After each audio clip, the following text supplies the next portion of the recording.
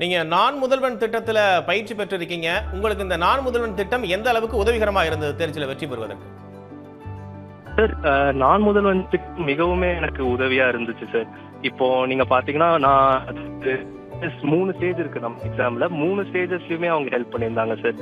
முதல் தேர்வான பிரிலிம்ஸுக்கு வந்து மாதம் ஒரு ஸ்காலர்ஷிப் அமௌண்ட் கொடுத்துருந்தாங்க சார். அதுக்கப்புறம் மெயின்ஸுக்கு 25,000 ரூபாய் ஒரு ஸ்காலர்ஷிப் அமௌண்ட்டும், இன்டர்வியூக்கு வந்து 50,000 ரூபாய் ஒரு ஸ்காலர்ஷிப் அமௌண்ட்டும் கொடுத்துருந்தாங்க சார்.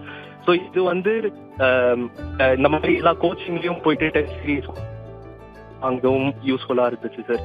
அது தவிர்த்து முதல் கட்ட தேர்வான பிரிலிம்ஸுக்கு வந்து அவங்க நிறைய டெஸ்ட் சீரீஸ் கொடுத்தாங்க. அது வந்து எனக்கு மிகவும் யூஸ்ஃபுல்லாக இருந்தது. ஏன்னா கடந்த 2 ஆண்டுகளாக பிரிலிம்ஸ் என்னால கிளியர் பண்ண முடியல. இந்த அது ரொம்ப யூஸ்ஃபுல்லா இருந்துச்சு சார்.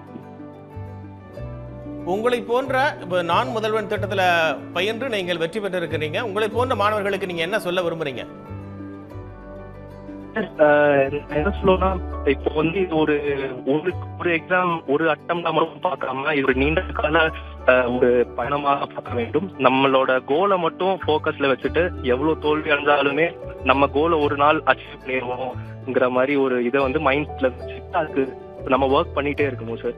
நம்ம கோல் அட்டன் பண்றோமோ இல்லையோ, நமக்கு அதுக்கு தகுந்த உழைப்பை நம்ம போட்டுக்கிட்டே இருந்தா ஒரு நாள் கண்டிப்பா வெற்றி நம்ம நோக்கம் சார். இதெல்லாம் நான் சொல்ல வந்தேன்.